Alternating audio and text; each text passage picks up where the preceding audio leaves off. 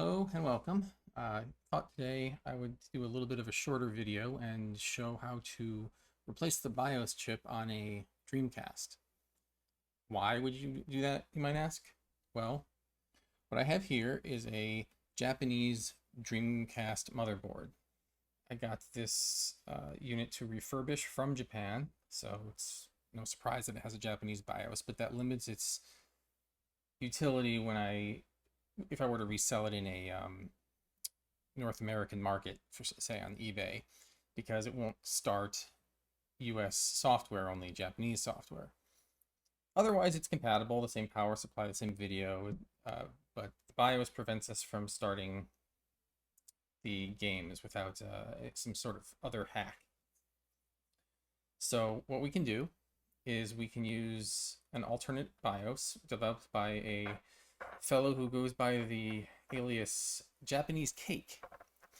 He has provided us a alternative Dreamcast BIOS, which has a number of other features, but the main one being that it's region agnostic. However, it's not like you can just go flash the BIOS chip on this hardware. You have to replace it. We have here a memory chip, which I have flashed Japanese Cake onto already, but we need to remove this one in order to install this one. That's a relatively straightforward procedure. Oh, and let me just explain the process ahead of time. The best way to remove an SMD component like this is through the application of hot air. The air is essentially like a hair dryer with ESD safe hair dryer that raises the temperature of the solder to its melting point, at which point the chip essentially will fall off the board. You have to be very careful of this though, because there are a number of sensitive components all around this chip, little itty bitty resistors. Here, let me bring in the scope so you can see them. Oh, before I do that, you'll notice this strange thing here. This is a piece of aluminum tape, and I put this over the GD-ROM connector. The GD-ROM connector, it being plastic, can easily be melted and ruined by hot air. This aluminum tape acts as a protection, a heat sink of sorts for the air we're going to be applying to hopefully prevent damage to the port. You can also do this with Kapton tape. I haven't had as good luck with that. But whatever you do, you need to protect that port or any other plastic you might find nearby on another board. Let me show you the little tiny components that we're dealing with here though. Okay, here's our BIOS chip, and you can see these itty bitty resistors here. These are blank spots. They come that way, but still. Many other soldered components, even other ICs in the vicinity of this chip that are not immune to the heat we're going to be using. So you need to be very careful to direct the heat only to the thing we want it to hit and not to touch any other parts when we're removing this. So I'm going to grab my hot air gun. I'm going to apply flux to the area.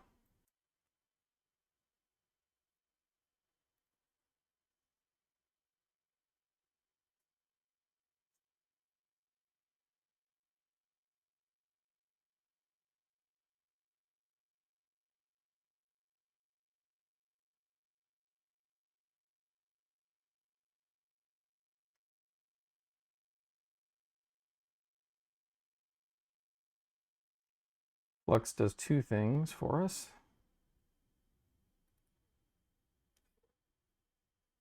It prevents oxidation, so it helps solder joints form properly. But in this case, what we want it for is it helps distribute our heat. So now I'm going to apply hot air about 450 at about a 50% strength. You can see it melts nicely in. Don't stay in one spot too long because we don't want to thermally shock the board. That can cause delamination if we're extremely unlucky.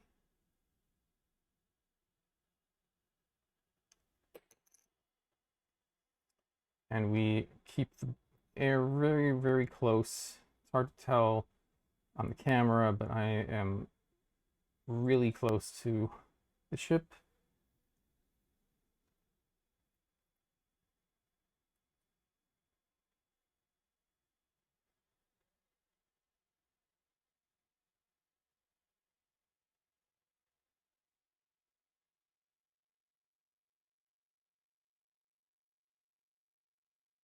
I'm trying to blow away from the direction of that port, even though I protected it. I don't want to attempt it.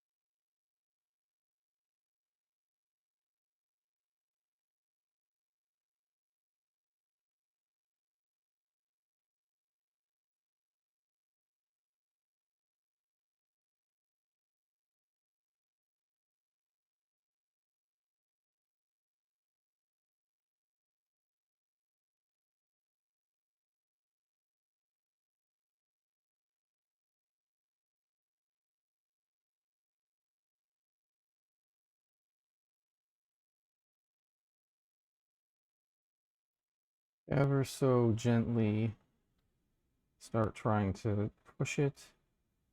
You don't want to give any real force here. You see how it's starting to lift? That's what we want. If you use any real force, what you can do is pull a trace, and that would be the worst possible outcome. And then we got it.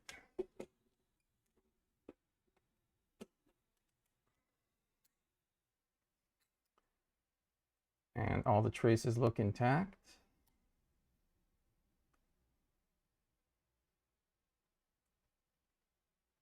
That's great.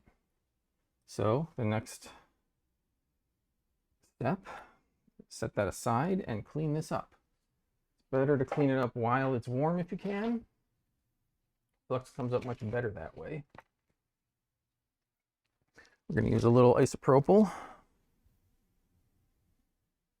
If I can find where I put it. There we go.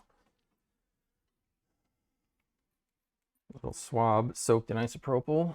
Just clean that area up. Let it cool down.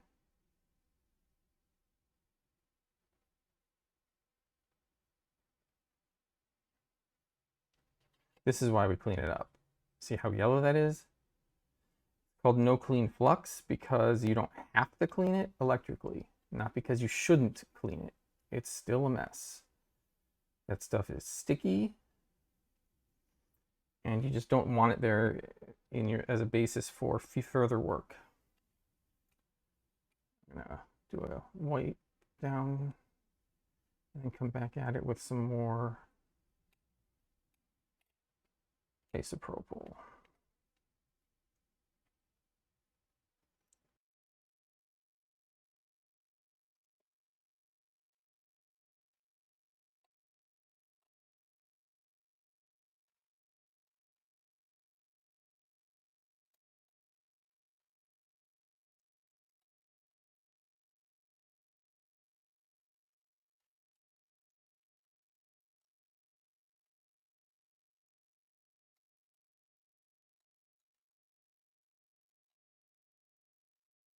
Okay, then we're going to come in here and we're going to wick off what we can. Why would you do that, may I ask? Because these look pretty nice, don't they? Like you could just reuse them. Well, the problem here is that the factory uses unleaded solder. Unleaded solder is much harder to melt. It melts at a higher temperature. It's harder for us to work with the tools we have. So we remove the existing unleaded solder and we replace it with our own leaded solder. One method you could use is to pre-tin these pads and then use the hot air again to put it down. Nothing wrong with that technique. My preference, though, personally, and as usual with things related to soldering, there's more than one way, and one way may work for you. If you've got something you like to do and it works for you, you do that. So what I like to do is to just solder the legs myself first, and then we can reflow with the hot air to make it all pretty if we want to. And I usually do. And I'll show you what that looks like in a minute once we clean all these pads off. Sorry about the glare. My garage has these overhead lights. Can't do a whole lot about. Well, you know what? Maybe I could. We could try. Let's see what happens. I might have enough alternate lighting that I don't need them for this. 1 second.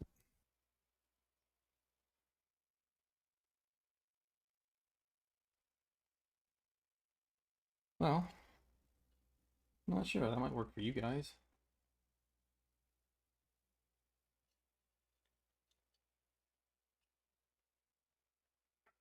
For me,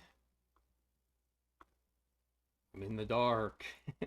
But if it makes it easier for you to see when I'm working on the little stuff, why not, right? It doesn't make it any worse for me because I'm looking at the same thing you are.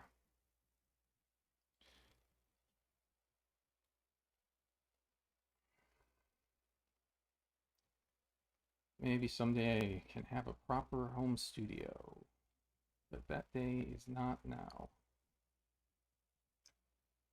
Okay, was it sufficiently cleared off? Don't rub across these traces. They're very small, very delicate, and we don't want to encourage them to pull up in any way by scraping across them, tempting as it might be to do.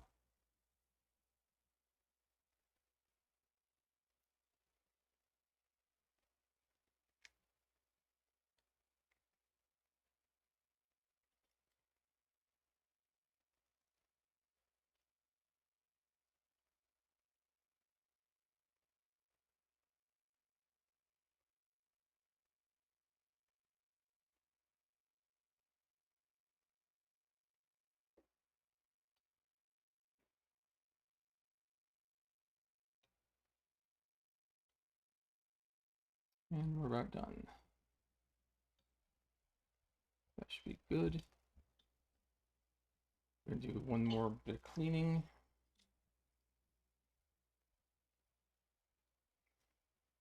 You'll never complain that it's too clean.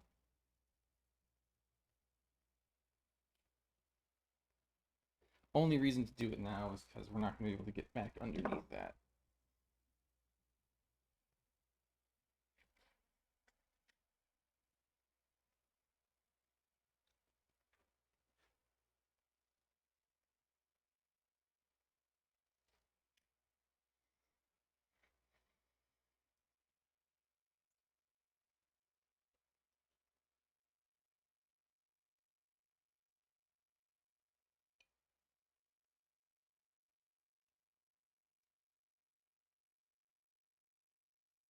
Okay.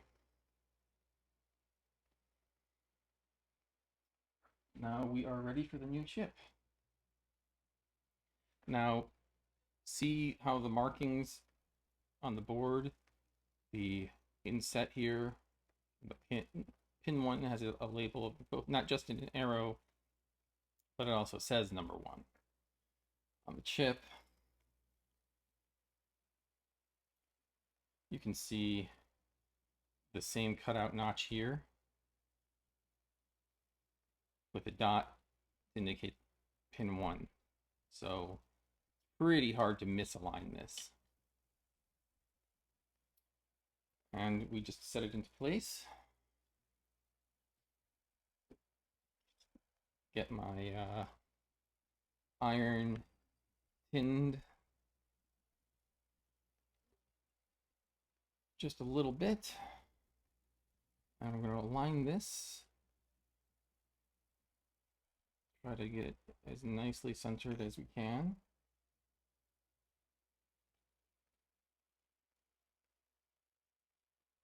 Doesn't have to be completely perfect because we can adjust it a little bit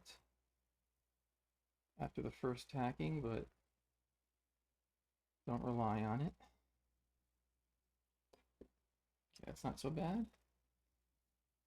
I'm gonna hold that in and try to tack it down. Again, this doesn't have to look amazing. We just want it to be steady. So now what I like to do is work on the opposite side of the correct chip, this one.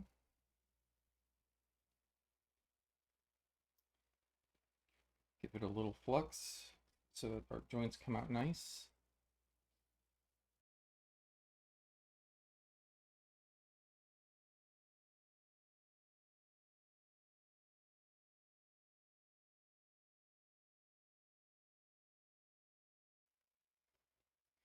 We're as interested in thermal properties as in the oxidation qualities at this point because we are attempting to make actual joints now.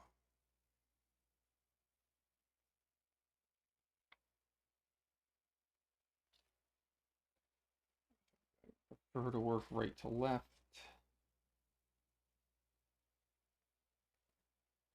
Takes only a little bit of solder. Don't worry too much if you get a little bridge.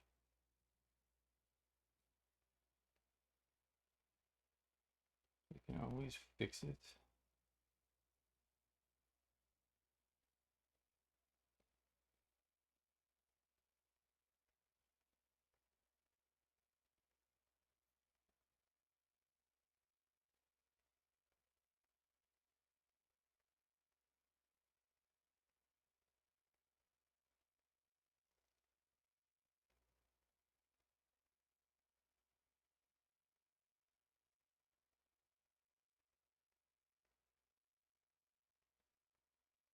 Just make our way down the row.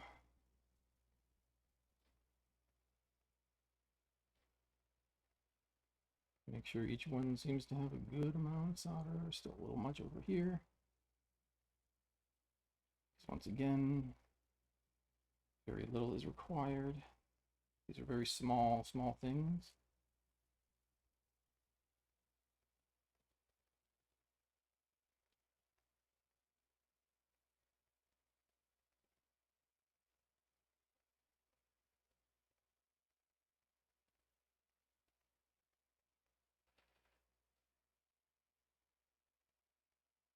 And I think we're looking pretty good here as a start.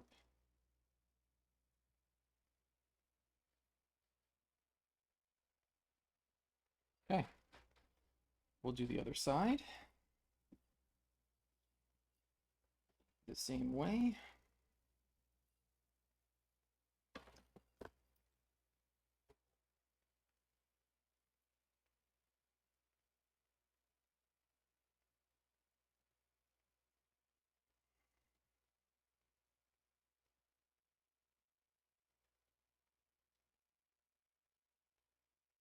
Sorry for the shakiness. I'm holding that kind of awkwardly. It needs more force than it seems like it should to dispense. Whatever. A little bit of solder. We'll work our way down.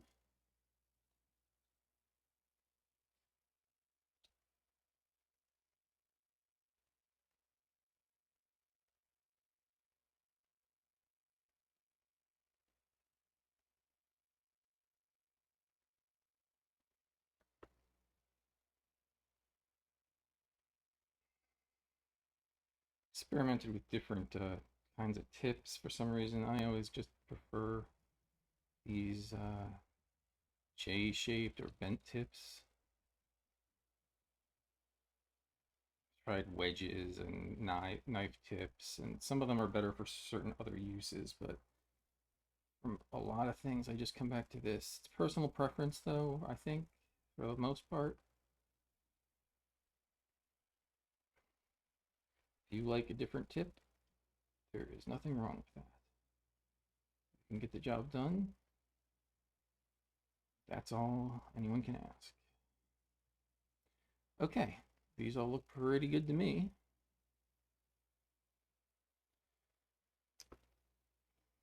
Now I'm going to reflow these, by which I mean I am going to apply hot air to remelt the solder in place. Just like before.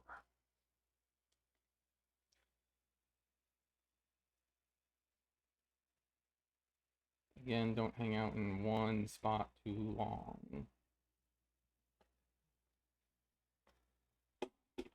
Apply flux again for that.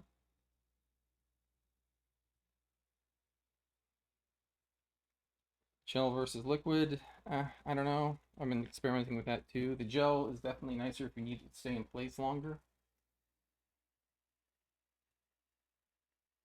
Seems to be more annoying to apply though.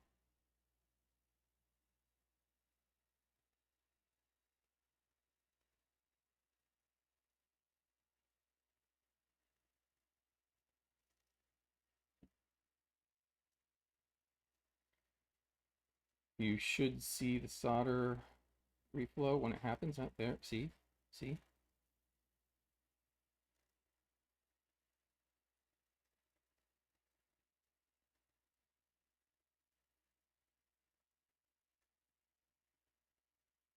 It gives us nice joints.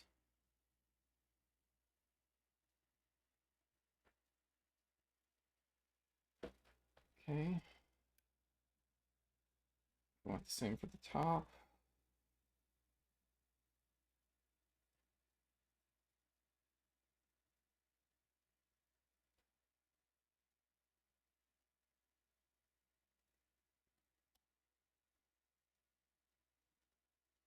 Once again, I'm blowing and directing the air away from the plastic ports.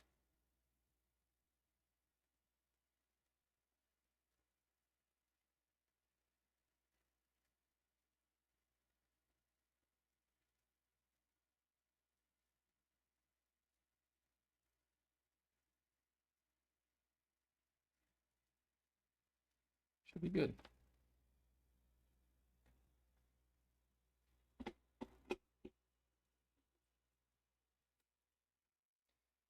And now let's go and poke the pins and make sure we have good contact.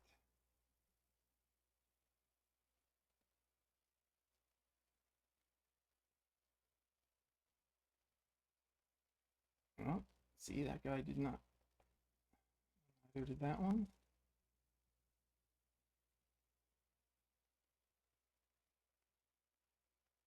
Okay. See, that one I thought looked odd to begin with. I think that pin is bent up a bit.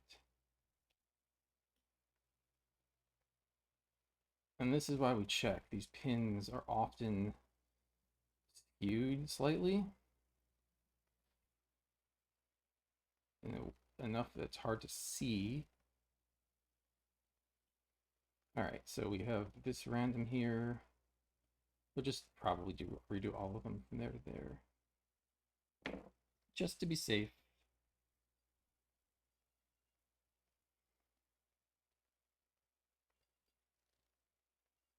is that?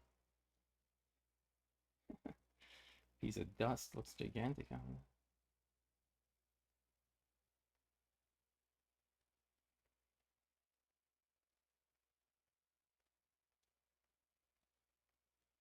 Maybe we were a little dry here in the first place. Yeah, you can kind of see that it is on that one. That's okay, that's why we check. It's also hard to get at this one because it's right behind this component down here. All right, those look like they're probably nicer. Good measure.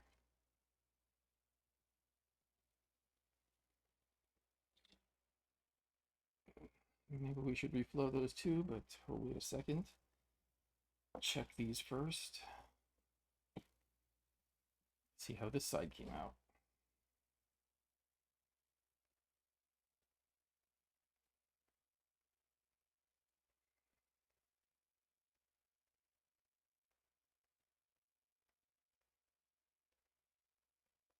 Looking solid so far.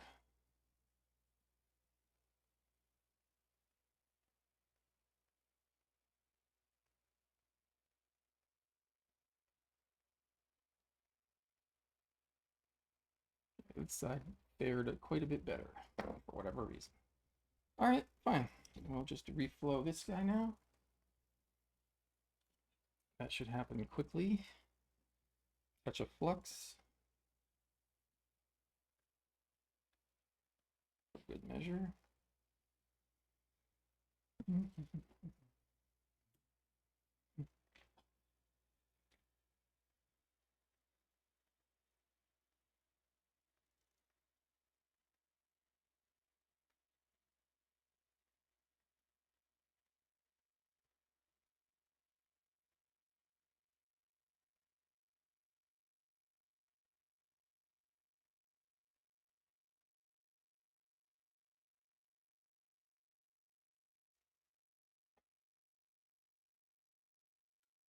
Okay. Give it a minute to cool.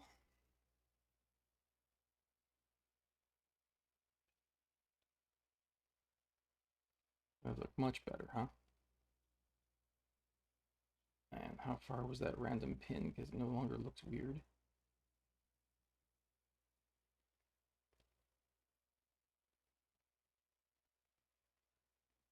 Good. I think we're solid. And you see the port is not misshapen or ruined because of this poor man's heatsink. Now, there's one more thing that we need to do here. On an original BIOS, pin 1, you can see, is not connected to anything.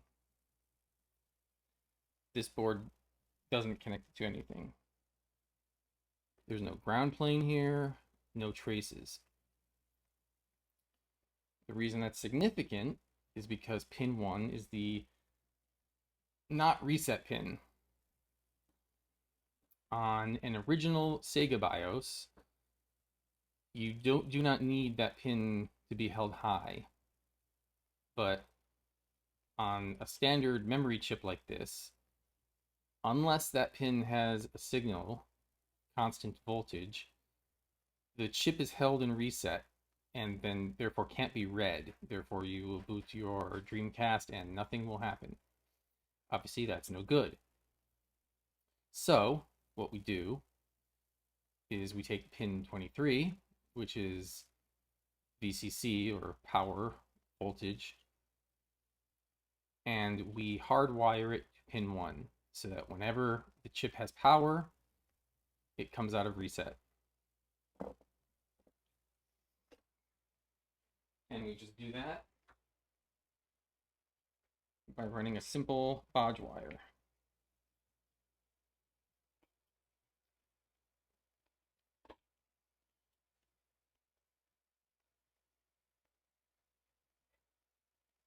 So we're going to go from here up to here. Just solder the wire on directly. So I pre-tinned this wire off camera. It's nothing special, just to make it a little quicker.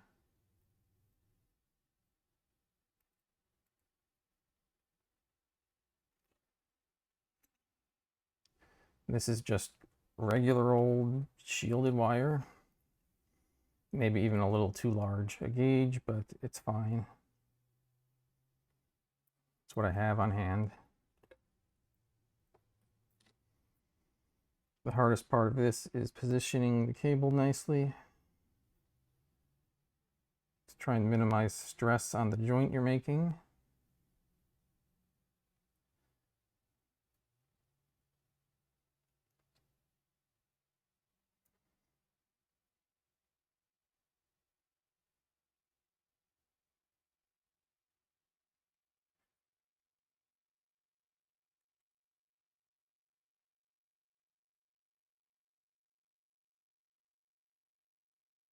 It's good.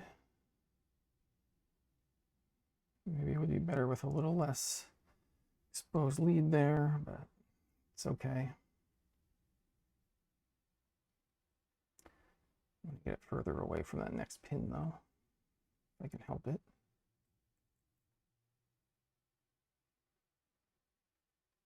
There.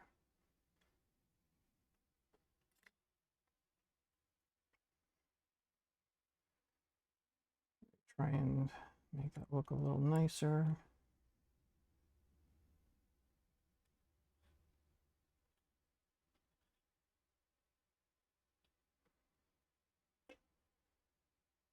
We went a little long, but it's all right. Not going to hurt anything. Let me take off the aluminum tape.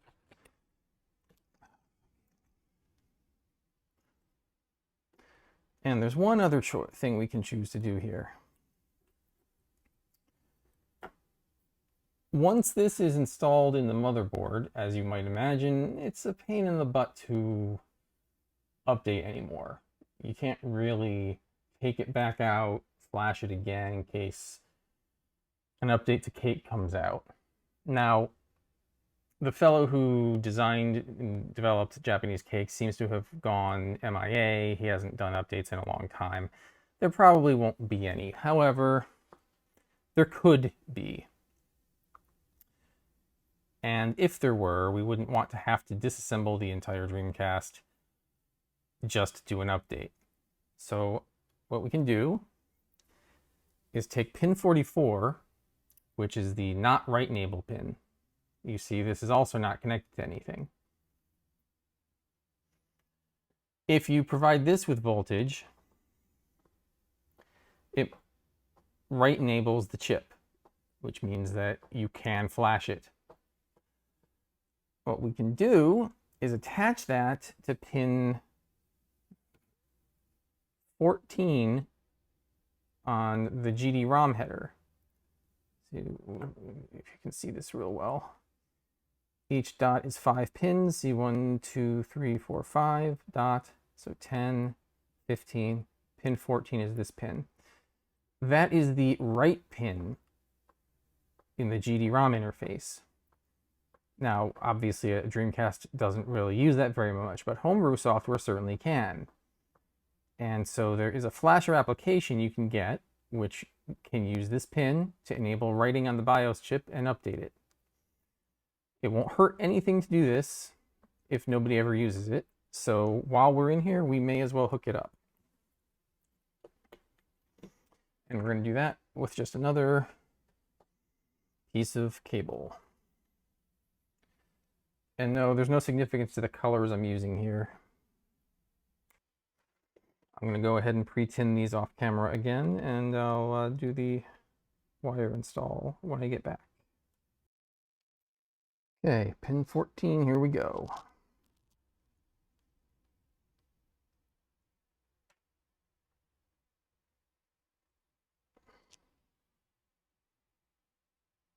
Looks good.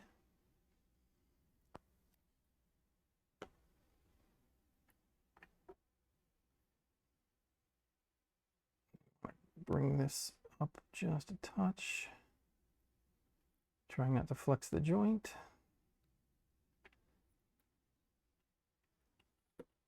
And we're coming up here to pin 44. Get that one into position, which for me being right-handed is going to be easier if I do it from this side. So I can hold the position with the tweezers, solder with my right hand.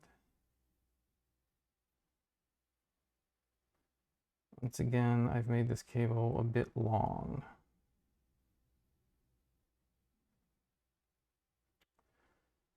You know what? I'm going to shorten that. So the wire no longer than it needs to be is the goal.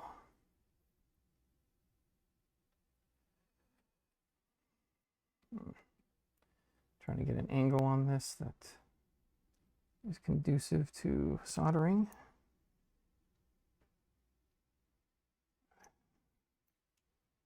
Keeps trying to twist on me here. 1 second. Ugh, I've got it too far up. I want it on this pin and nowhere else.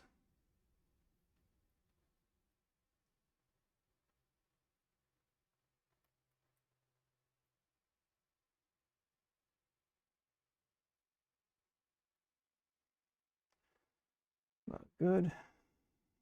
Looks pretty good. And that cable is basically exactly the right length now. It's not pulling on the joint. Could add maybe just a touch more solder to there.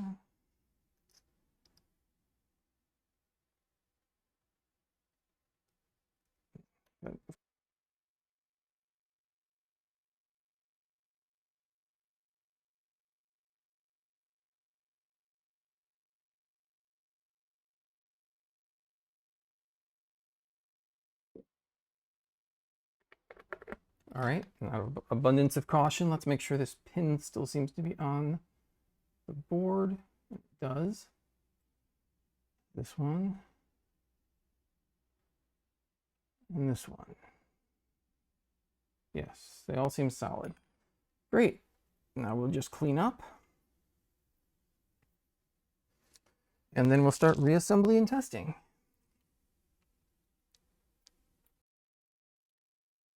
Here I've done a minimal reassembly just to test that we haven't made it any worse.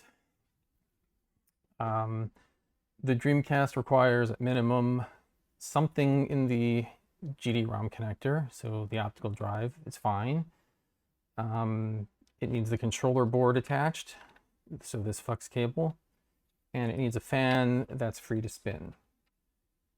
Plus, you know, power, the obvious. So we have all those things here. Figure out where the power cord went. Fell to the floor, of course. Carefully plug these in. Try not to touch anything that might be regretful. Attach the signal cable. Make sure to plug this in very firmly. I find that it doesn't work if it's not plugged all the way in, and sometimes it tricks you. And let's see if we boot.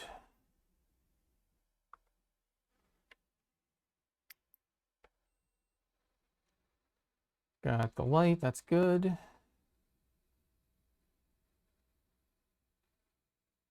And there we are.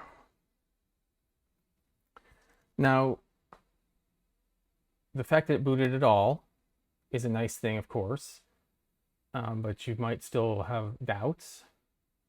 Notice the upper right corner says 1.032. That is the version of Cake that we've installed. So that right there tells us that it's working. Also, note that the time is wrong. I haven't replaced the battery on this. It's an original battery. So therefore, it shouldn't remember the time and did not, but it didn't bother us about the time on boot either. That is also a Cake feature. that it skips the nag screen, since honestly, who really cares anymore if their Dreamcast has the right date? You can set the date yourself, of course, it just doesn't force you to. And now we're going to try a US version of Sonic Adventure. Carefully pressing the switch.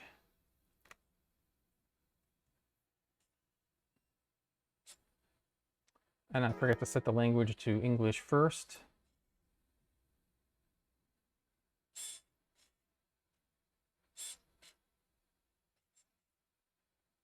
You can see that it didn't really matter. It boots the game just fine.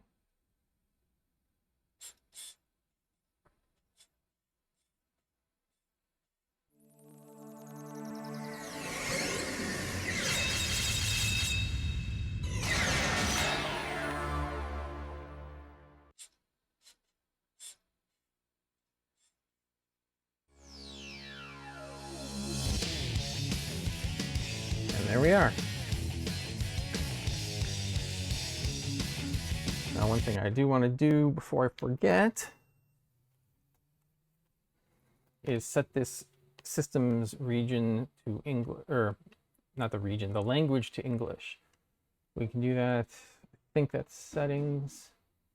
The mouth means language. We just choose English. Who the heck chose mono?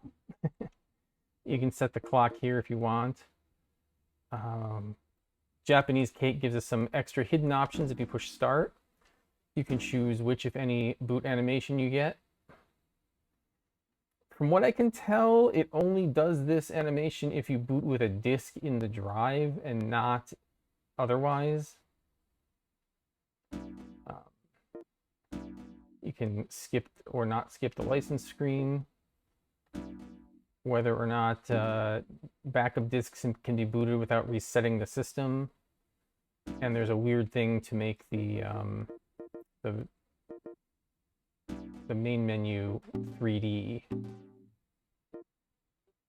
which, you know, I guess that's kind of cool.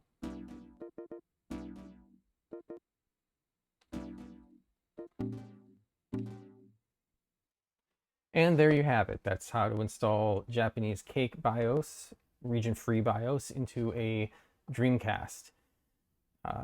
It's fairly straightforward, but I haven't seen too many videos on the subject, so I thought I'd show it. This system isn't done. I still have to recap the power supply and change out the fuse on the controller board and the battery and all this stuff, but I like to get the trickier stuff done first, just in case something goes wrong. Then I can save myself the time of doing all the other work. Anyway, I hope you enjoyed that. Let me know if you did or didn't, and what other kinds of things you might want to see. Take care.